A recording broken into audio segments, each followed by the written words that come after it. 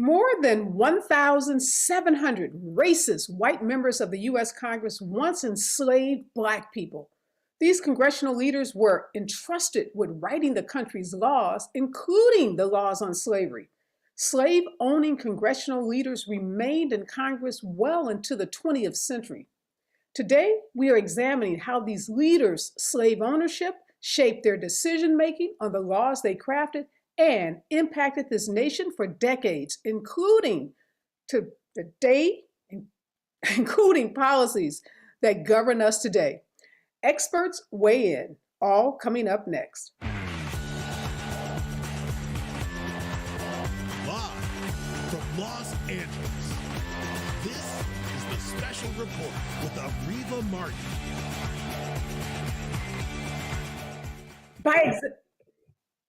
By examining thousands of pages of census records and historical documents, the Washington Post has compiled the first database of slaveholding members of Congress. This jaw-dropping expose revealed that 1,700 members of Congress bought, sold, traded, and enslaved Black men, women, and children.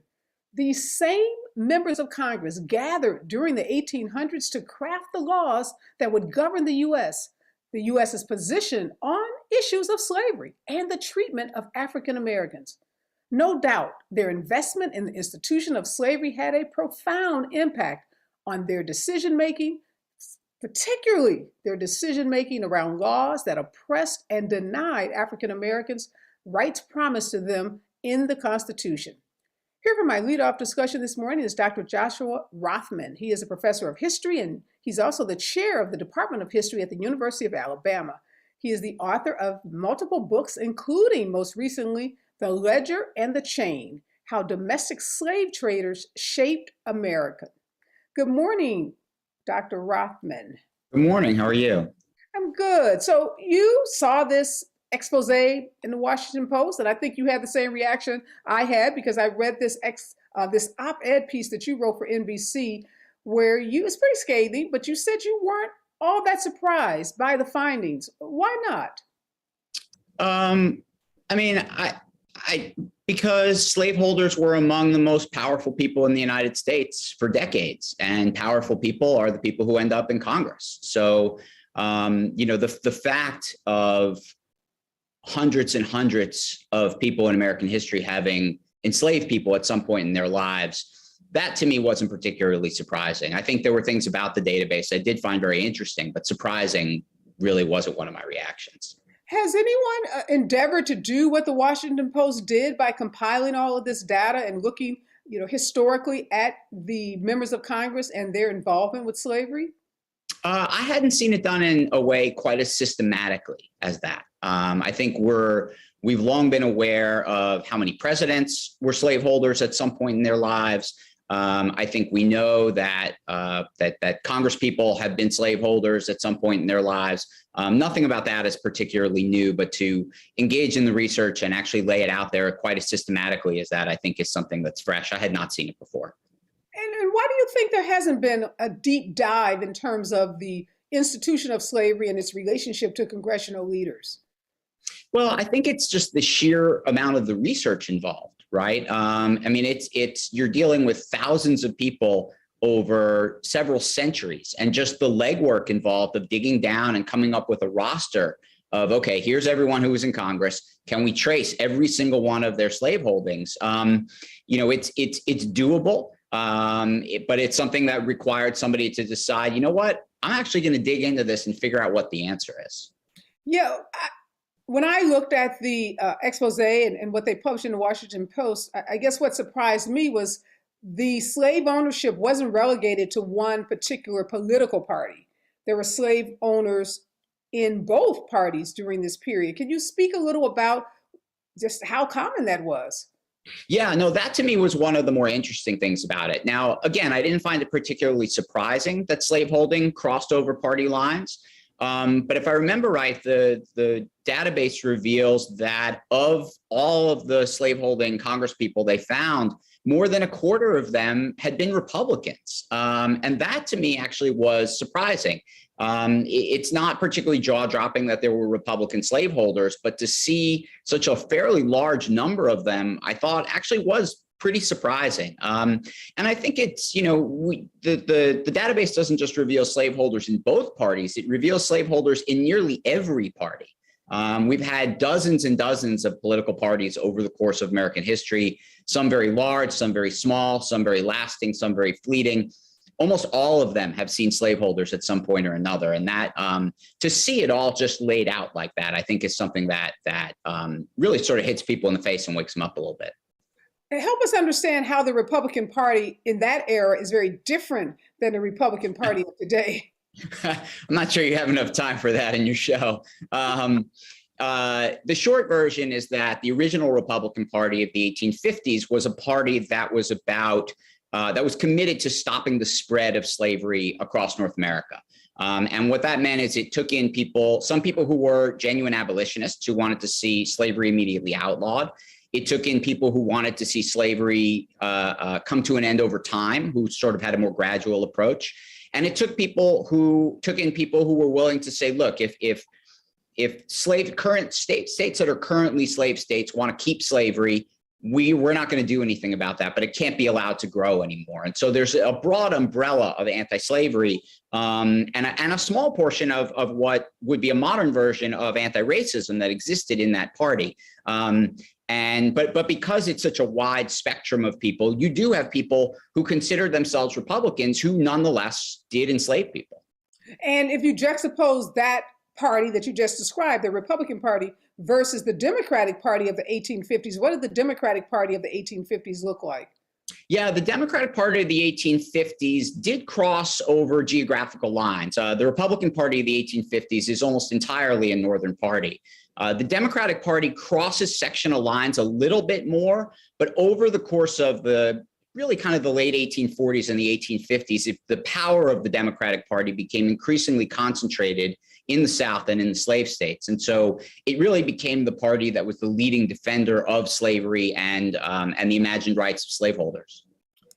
Yeah, I want to bring into the conversation now Dr. Crystal Feimster. She's a history professor at Yale. She's also the co-president for the Coordinating Council for Women in History. Good morning and welcome, Dr. Feimster. Morning, and thank you for having me. Yeah, I just want to get your reaction when you saw that Washington Post expose, 1,700 congressional leaders were slave owners. What impact did it have on you? Like Professor Rothman, I wasn't surprised, but I was impressed.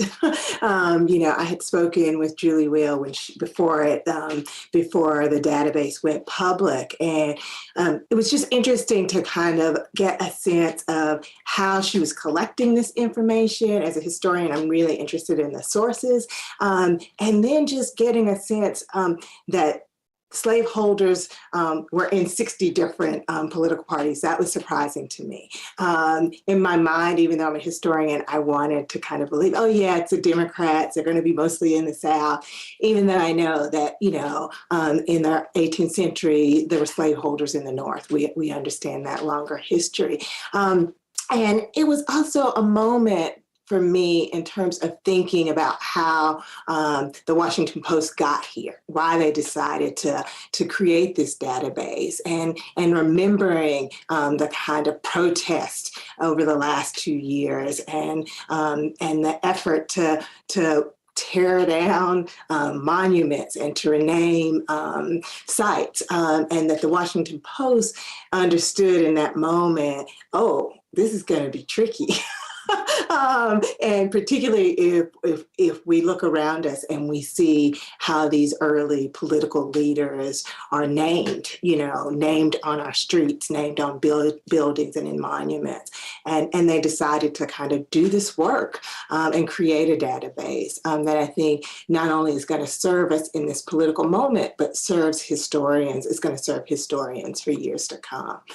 So having had that insight with regards to the Washington Post investigator on the story, what was their motivation for doing it, given what Professor Rothman just described as the enormous task involved in collecting this kind of data. Like, what motivated them to do it? My understanding was that the newspaper had been given a list of names of folks who people were trying to understand. Their names are on monuments and on buildings and road signs, and they should be taken down in this moment where we were sort of rethinking the place of Confederate monuments in our public space, right? As we had the rise of kind of a more visible white nationalist movement. And so they wanted to look at that list, and what they found that the majority of people who were on that list were on it because they held people in bondage, that they were enslavers. And so they wanted to get a better sense of, well, how many of these folks were in Congress and how many other folks in Congress held people in chattel slavery. Okay, so they're trying to help us understand how broad it might be as we're trying to dismantle structural racism and those artifacts, those monuments that in some ways celebrate white nationalism, which is interesting, Professor Rothman, because, you know, if 1,700 people are on that list and there are monuments and streets and all kinds of other things named after these people and they're celebrated throughout history, where does that leave us? I think it leaves us with a reminder of just how deeply entwined power and slavery have been throughout American history, to put it simply, right? I mean, slavery was everywhere in the 18th and 19th centuries, even in places where slavery was no longer recognized by law. Its presence was nevertheless there. And its presence lasted long past 1865 when chattel slavery came to an end. And we still see its legacy literally on the landscape today. Is there anyone on the list? I know neither of you are surprised that slave ownership was so pervasive, but are there names on the list that surprised either of you? I never did that quite deep a dive into the database, but I suspect you would find names in there that you wouldn't necessarily associate with slavery at all, nonetheless slaveholding. But I don't have any in particular that jumped out at me. Yeah, and I think less in terms of thinking about names that would surprise me. I think there would be names on there that would surprise sort of your average American who may not be thinking about the kind of long history of abolition and anti-slavery, right? So that for people in the Northeast who may have imagined the sort of radical politics of a Northern congressman who maybe actually held people in bondage and then became an abolitionist, right? And not having known that earlier history, right? Or that their politics had changed over a kind of a longer period. So I think that in that regard, people might be surprised, depending on their particular state and the particular congressman that they thought they knew. So folks in the North who were thought to be abolitionists, anti-slavery, may actually be on this list because they were both slave owners and at some point in their careers, abolitionists. I want to talk about the impact. So here well, let me ask you this, Dr. Feimster. I know you study women and a lot of your research focuses on women during this era. How many of these 1,700 people, if we know, were actually women? Only one, because there was only one. In terms of their study, they were looking at, I think it was a 40-year, I'm trying to think about the range. It was a 40-year period, but there was only one woman who served in the U.S. Congress, and that was Rebecca Latimer Felton. And she was appointed after Tom Watson died, and it was long after the Civil War. But she was old. I think she was probably 90 when she served her 2 days in Congress as the first woman in the Senate, but came from a slave owning family, was a slaveholder herself. Her husband had served, I think, 3 terms in the House of Representatives. And so what's interesting in terms of thinking about her and thinking about her relationship to men in Congress, I think oftentimes when we think about enslavers, we automatically imagine them as men, Yes. right? And because Rebecca Latimer Felton and women weren't holding political offices, women couldn't even vote, right? So we often don't think about how they're implicated in the sort of economic and political power that slave ownership endowed. But we know that women inherited slaves, were gifted slaves, and accumulated wealth around the enslavement of Black people. There are scholars like Thavolia Glenth and Stephanie Jones Rogers who have written books. I think Stephanie Jones Rogers is a book called what's it called? They Were Her Property. And Thavolia Glenth has a book called Out of the House of Bondage that really examines the role of white women and their investment in chattel slavery. Oh, that's really interesting. What percentage, if you know, of slave owners during this period were female? That's a good question. And, you know, I would make an argument that families that own slaves, that women, wives, mothers, and daughters benefited from the institution and the investment, even if the property was in the names of their husbands and their fathers. You know, it's interesting, I've been working on a project in Kentucky in which I've been going through the slave schedules and the census reports around women who were engaged in the sex trade and who owned brothels. And one of the things that's been interesting and compelling for me is to see that white women who owned brothels enslaved other women, would own slave women to do, in many cases in Kentucky, domestic work. A lot of laundry had to be done within these brothels. So I think there's a way in which we often want to imagine slaveholders as sitting on these plantations somewhere in some rural, beautiful magnolia landscape, but that we know that white women in urban spaces exploited slave labor. And oftentimes, even if they couldn't afford to own their own enslaved people, they hired out enslaved people to work in their homes or to do their laundry. So we know that women, white women, were completely invested in this institution. Well, I can't wait for that book to come out. It seems incredibly interesting, even thinking about sex trafficking during that period. Obviously going to shed a lot of light on, as you said, this notion that we have about slave owners just being male. But going back to this congressional piece, since there was only this one woman who was there briefly, these are all white men, Professor Rothman. So how is their decision-making being impacted?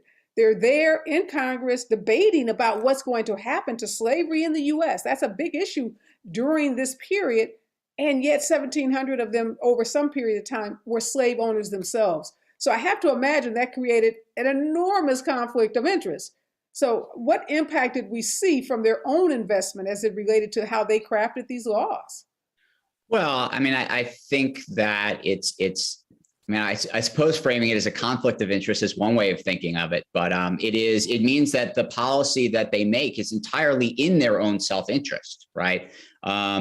You know, the idea that serious policy changes could be made that would end slavery in the United States, or even necessarily that would significantly limit slavery in the United States, that was a serious uphill battle. And there are all kinds of elements of federal policy related to slavery where essentially nothing happened. I mean, my book most recently was about the domestic slave trade. And by and large, before the Civil War, the federal government did almost nothing about the domestic slave trade. Now, there were people in Congress who wanted the government to do something. There were abolitionists who wanted the government to do something. The slave trade was pretty obviously interstate commerce. It's an explicitly delegated power of Congress to deal with. They chose not to. And I think it's a choice that can be explained, not entirely, but in large measure by the fact that slaveholders had a significant amount of power in that institution. Yeah, and you're right, not conflict of interest, but self-interest, huge economic self-interest in maintaining the status quo and maintaining slavery. Professor Feimster, when you learn this, or when we learn this, and obviously as historians, you and Professor Rothman have known this for a long time, but I'm just thinking about the arguments that we're hearing today that try to reframe slavery, its pervasiveness and its impact. But when we know that 1,700 Congress people owned slaves, that they were self-interested, that they were trying to maintain their own economic status quo, how credible can any argument be that tries to, in some ways, marginalize or dismiss the impact of slavery on modern day institutions? I think we can easily make the argument, right, that a certain class of people benefited from the economic and political power that came from the institution of slavery. And we see that in the people who are in the seats of power, right? We see how they mobilize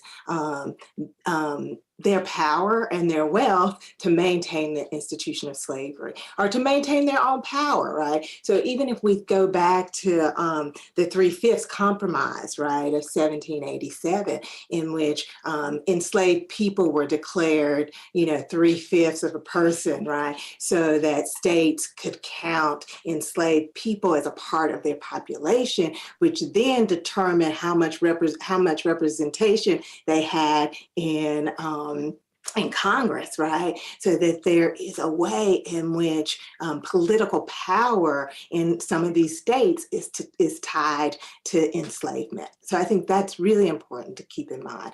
And in terms of thinking about the kind of longer histories and legacies of the ways in which those people who were invested in the institution of slavery, what that meant, the way that I like to think about it is it's not a question about how many people and who exactly owned enslaved people, but the fact that 10 million Black people were enslaved in this country, right?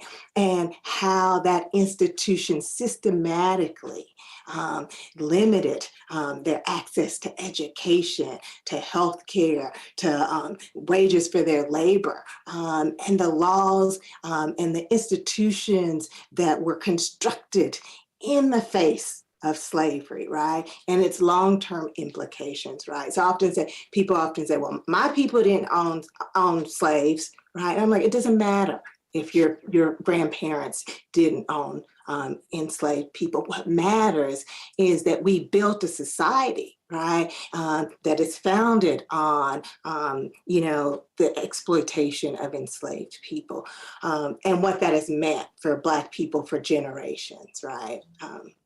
And even after the Emancipation Proclamation is signed, Professor Rothman, many of these slave owners returned to political office. They returned to Congress and served for generations. Yeah, I mean, to me, that's one of the more kind of interesting sort of elements of this that the database really kind of brings home, right? We know that after the end of chattel slavery, there are a small number of people who had been free people before the war or who were now freed people who go on to serve in Congress. And yet their numbers are actually dwarfed by the number of people who had held people in bondage. And so even after slavery ends, when slaveholders return to Congress, they continue to have more authority than Black people themselves over what policies of the government are going to be with regard to race and emancipation and the rights of freed people for at least a generation. And why is that, Professor Rothman? Why is what? Why is it that those slave owners who formerly owned slaves, why is it they had more power? Oh, because there's just more of them. There's several dozen at any given time, and there's just a handful of Black people who are in Congress. And so, if you think of it in just those terms, right, Black people sort of advancing their own interests in Congress and former slaveholders advancing their interests in Congress, just by sheer numbers alone, former slaveholders have much more say over what happens. And there is this longer history of, that there's this moment that we call Reconstruction where a few Black people are able to win political office. But as Professor Rothman says, former Confederates come back to power, right? And there is a concerted effort on their behalf and at their initiation to disenfranchise Black people as blood voters, right? That allows them decades of seniority, right? So people who had formerly enslaved folks are now going to move from an institution that enslaved Black people for 250 years to create a system of Jim Crow, right? That's going to exist for another 90 years. And that it mattered that those congressmen were invested in an institution of slavery. And it matters how they imagine a post-emancipated society. And I imagine, based on what you're saying, Professor Feimster, these returning to Congress Confederate soldiers, those who were invested in this institution of slavery, they never faced any rebuke. They never faced any, shaming or humiliation from their fellow congressional members. Were they welcomed with open arms? Was there ever any period where they had to make amends for their actions? I mean, there is a moment, right? Both are laughing. The possibilities of, what radical Reconstruction offered, right? And that had to be fought for, right? Because Johnson did not want to punish, Confederates. States did not want to have to rewrite their constitutions and ratify the Emancipation Proclamation, right? So their hands were forced in many ways. And we think about that moment as radical Reconstruction. And it comes to an end. And it comes to an end because there is a concerted effort, a violent and political effort to disenfranchise and redeem the South, right? So yes and no. Yes, Black folks and their Republican allies wanted to hold the former Confederate rebels responsible.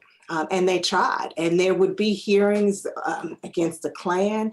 But at the end of the day, the reunification of the nation took precedent over ensuring the political, economic, and social rights of formerly enslaved Black people. And based on that, Professor Rothman, it was the determination by the powers that be that it was more important to try to bring the nation together, forgive the Confederates, than to recognize the rights of these newly freed African Americans? Well, I mean, that's sort of a complicated question, right? And there are people who felt at the time, they said, well, look, we've ended chattel slavery. We've created constitutional amendments that give formerly enslaved people citizenship. We've put in the Constitution an amendment that grants Black men the right to vote. And so on paper, there's equality before the law.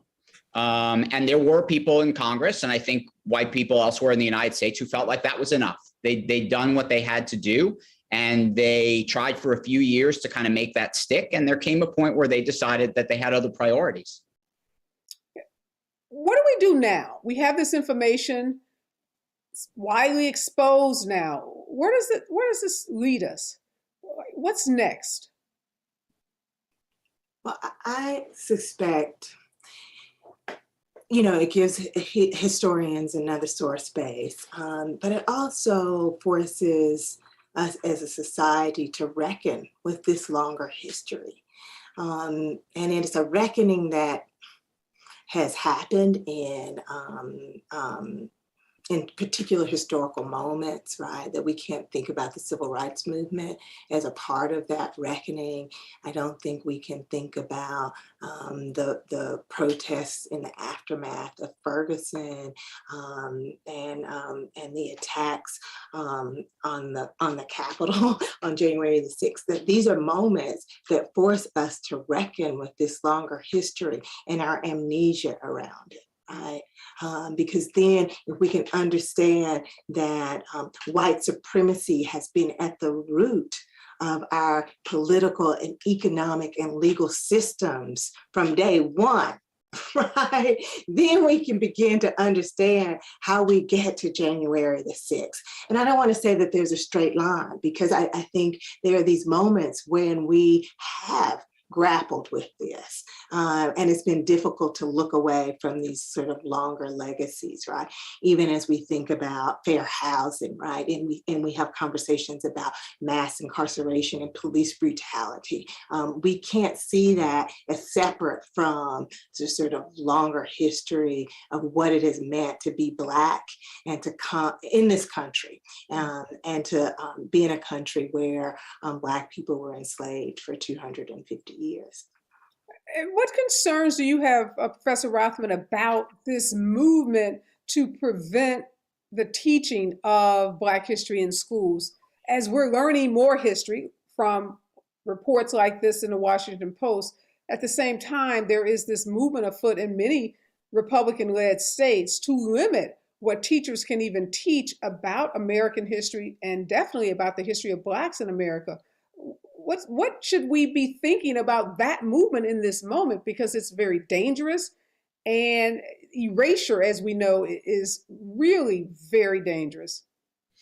Yeah, I mean that movement, which we see in many states and it takes many forms. It's disturbing, and I think that whether it happens in the short term or in the long term, I think ultimately it's doomed to failure, honestly. I don't think that you can make a history that you're uncomfortable with go away by simply deciding you're not going to talk about it. Now, I would not say that I'm hugely optimistic about what it will take to make that movement fail. But I don't think that history is the kind of thing that can simply be swept under the rug. I think, as Professor Feimster noted, it continues to manifest itself in American society, whether or not you choose to talk about it. And I think that there are Black people and people who are interested in Black history who are going to continue to talk about it and make sure that it gets taught in some way or another, whether or not state legislatures are willing to allow it in particular classroom settings. Yeah, and Professor Feimster, help us understand how we, each and every one of us, can do just that. Help make sure that this history, this accurate history of American history and Black history, is not lost. Because as a parent of 3 kids who've been through public school, a couple of my kids went to public schools, parents are concerned. They're very nervous. You have white parents showing up at school board meetings saying they don't want this history taught because it makes their children uncomfortable. It makes them feel guilty. They feel like their grandparents did something to their Black friends in the classroom.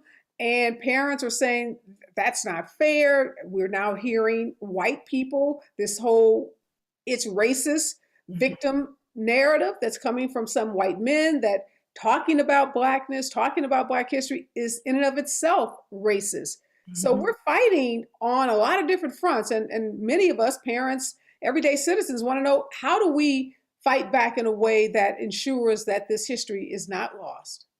Well, I'm sure as a parent, Areva, that, we can't leave the education of our Black children to the public school system or even the private school system, right? I don't want to presume your age, but I know that I grew up in the American South in a school system that did not teach Black history. What I have learned about my history, I didn't learn in a public school system.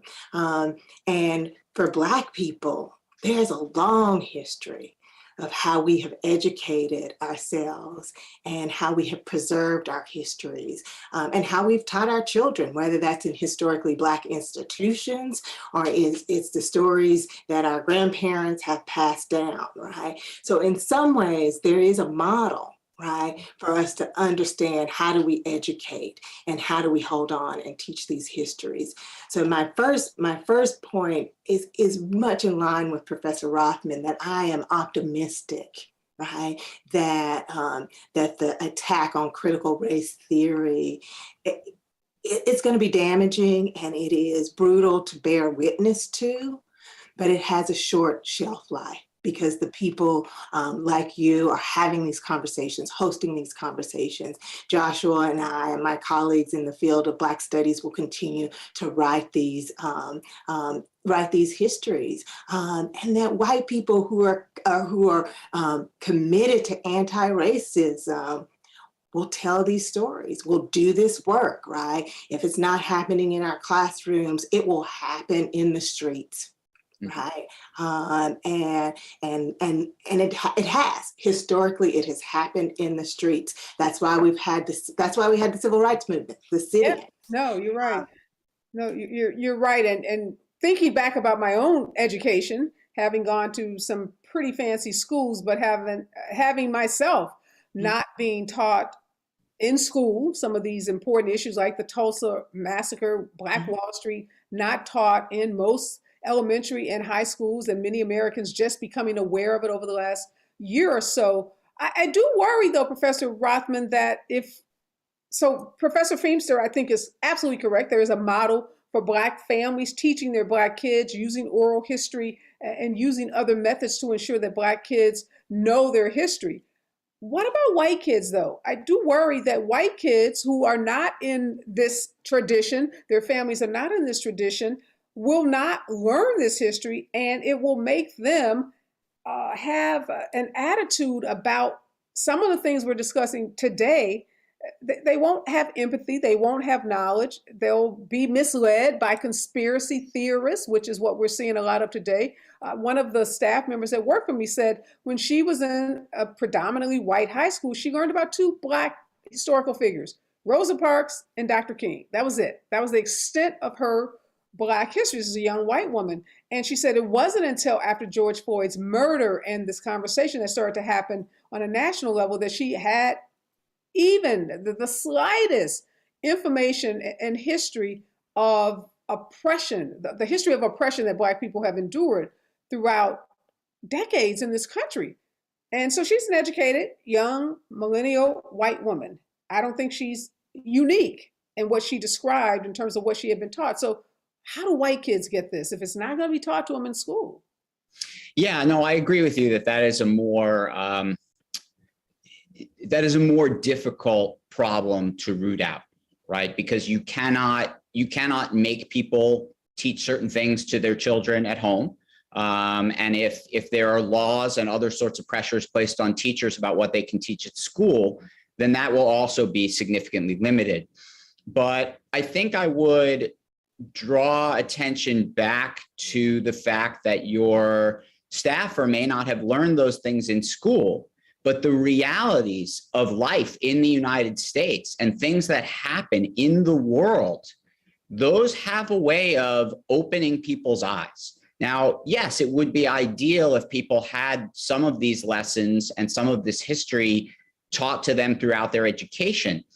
But throughout American history, we know that the way white children were taught about the history of slavery, about the history of Jim Crow, we know what the influence of, say, a neo-Confederate narrative was on American public schools for generations. It's not new that this sort of history has been purposefully concealed from white and Black children alike.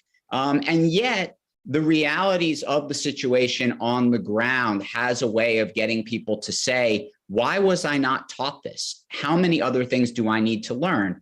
And sometimes people need to go and learn those things on their own. And I have to have confidence and faith that over time, enough of them will, and that this will make an impact. Yeah, I don't know if I share your optimism. I'm not generally an optimistic person. I wouldn't say I'm optimistic. But I also don't think we have an alternative other than to believe that and to continue to talk about these kinds of lessons and talk about this kind of history, and to fight these kinds of laws when we can. They really, we can only do what we can do, and we have to kind of keep at it. No doubt. Obviously, we have to continue to amplify these stories and to tell this history, which is why this piece in the Washington Post caught my attention. And I wanted to have a conversation about it because it was another way of having this discussion about the history.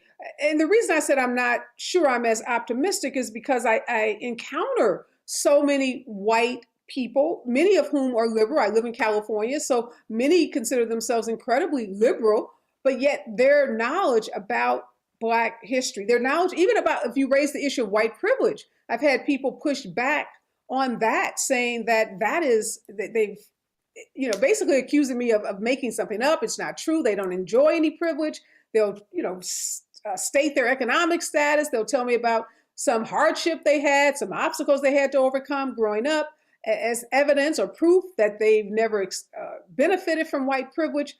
And when we have those situations in the news, like the Karen situations, I think that's a perfect example where people, again, feel justified in taking certain actions or holding certain stereotypes that they hold about Black people, and just a complete lack of knowledge that's sometimes mind-blowing to me. So yes, it's got to happen some way, and we have to do our parts the best we can to try to impart that knowledge. But I sure wish we weren't fighting public school teachers who have such a vital role to play. And yes, they don't get it 100% right, and there's so much that's not taught in school. But imagine schools where we can't even talk about the basics of Black history because some white kid says it makes them feel uncomfortable. And I mean, Areva, I think, I think the inroads that we have made in sort of Black history, and what's happening in public schools. On the one hand, I think, yes, there's a generation of young people who've had the benefit of this history. But it's a small number of students within that generation, right? That I don't think, because, as much as I love to think like African-American history, and those of us who've been working in this field, and those who came before me since the 1960s, that what we do has trickled down in some ways. I also know that there was a whole other kind of history and education, right, that was rooted in the Dunning School and rooted in sort of maintaining the myth of the lost cause. Because there's been there's a little bit of an opening. And I think what's happening in this moment, right, in this moment where they're pushing back and they're saying, we don't want critical race theory taught in the schools, because I'm gonna tell you, it's not being taught in the schools. It is about fear and anxiety about the fact that in the last 2 years, let's be clear, the revolution did not happen in classrooms. Yeah. It happened on the street. And a lot of white people's eyes were opened, as you said, your colleague, right? That they saw this violence, they engaged in protests, they went out there during the COVID pandemic, and there were cross interracial and class alliances that were happening, right? And so the fear is, oh, they're learning about intersectionality and all of this stuff in the schools, right? And I'm like, no, they're actually bearing witness to white supremacy on the ground and its implications, and seeing Black people talk back, clap back, and say, listen, this is what's happening, right? So that the education that white people are going to get is going to be the education that's happening on the ground, that's grassroots, when they see their Black colleagues and their Black friends, saying that Black lives matter, and articulating what the luxury of white privilege has allowed for them, right? That they haven't had to learn this stuff. It hasn't been relevant to their survival. And I think in Black studies, we're arguing it's relevant to all of our survival, right? That if you don't want January the 6th to happen, then you have to understand that Black people matter and there's work to be done. Yeah, no, I hear you, and I think you're right. Obviously, I have no expectation that public schools are going to be the purveyors of this truth and this history, but it helps if we have everyone working in the same direction. If we have all, boats rowing in the same direction. If as you said, the grassroots organizers, that movement that we witnessed over the last 18 months had a profound impact, absolutely, on everyone in this country. People across the world were impacted by the protest movements. And definitely we started to have more conversations, these more uncomfortable conversations. And we obviously have to continue to have them. But I think we have to continue to push back on those legislators that would seek to deny our educators in public schools from teaching, even if it's 1/10 of the history that they should get. That 1/10 might open someone's eyes and change someone's opinion in a way that matters as they go into the workplace, that as they go into Congress and Senate, because these kids are going to be our future leaders in Washington, D.C., shaping policy at their state level and at the federal level. And what they have been exposed to is critically important. So I think we have, we have to keep firing on all cylinders, keep fighting and pushing back on those laws at the same time, continuing to demonstrate in real time these real life experiences that really help folks understand the history of this country. So critically important. And that's why I thank both of you for joining me this morning. Again, Dr. Joshua Rothman, he's the author of The Ledger and the Chain, How Domestic Slave Traders Shaped America. And Dr. Crystal Feimster, when is your new book, Southern Horrors, Women in the Politics of Rape and Lynching, is that out yet? Oh, that's been out a minute. Okay, so that book has been out. So one of her books is Southern Horrors: Women and the Politics of Rape and Lynching. But you have a new book coming out, right? Tell us about that. I'm finishing up a book called Truth Be Told: The Battle for Black Freedom in Civil War Louisiana. So that's the next book. But I got 2 others in the hopper. But that one, my press wants it before I get to those other 2. Okay. Well, thank you both for the tremendous work that you're doing. This Washington Post expose, really interesting. I hope everybody goes out and downloads it, gets the paper, get it online, read it. Fascinating to learn what our congressional leaders were thinking, what they were doing during this period, how what they were thinking and doing impacted the laws that they were creating and passing during this period, and how those laws still impact our daily lives today. Again, thank you so much for joining me. Thank you for having us. Wow, what an interesting conversation. If you've not read that Washington Post expose, you should get it immediately. It's going to blow your mind looking at those 1,700 members. Yes, that's a lot of people who were in our Congress, who were making laws about Black people, who were deciding what our fate would be. And many of them at the same time they were making those laws were slave owners themselves, were involved in the most brutal ownership of people that you can imagine. And sometimes we talk about slavery in ways that can cause us to forget about the brutality of it, the horrors of it, the rape that happened to our women, the beatings and the lynchings, and just the horrific nature of the experiences that Black men and women and children experience. I know sometimes we say we get tired of watching slave movies, but sometimes those slave movies are a good reminder of why we have to keep fighting, why we have to keep fighting those legislators who would seek to erase that history. We have to keep fighting those voices that would seek to distort that history, those conspiracy theorists, those people that would seek to prevent us from sharing and experiencing that history, because that history is shaping today, is shaping the policies that are being crafted and drafted in our current day Congress and Senate. And you cannot, as Professor Feimster said so eloquently, you cannot understand January 6th and that insurrection without having a clear history of slavery and its impact in this country, and its profound impact even on the most highly held leaders, the leaders that are held in the highest esteem in this country today, and even those in bygone years. Just some simple words to live by. Knowledge is power. Yes, I am so grateful for everyone that's been a part of our Black History Month shows who are dropping all of this knowledge, because this is power.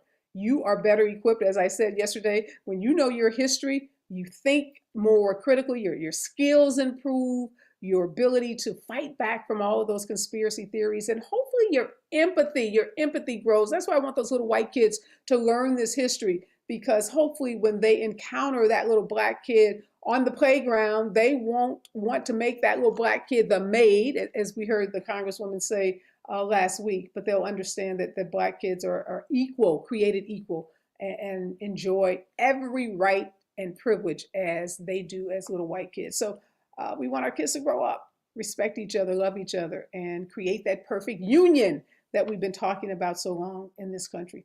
All right, y'all, I'm out. Be safe, wear your mask, get your booster, and remember, we're all in this together.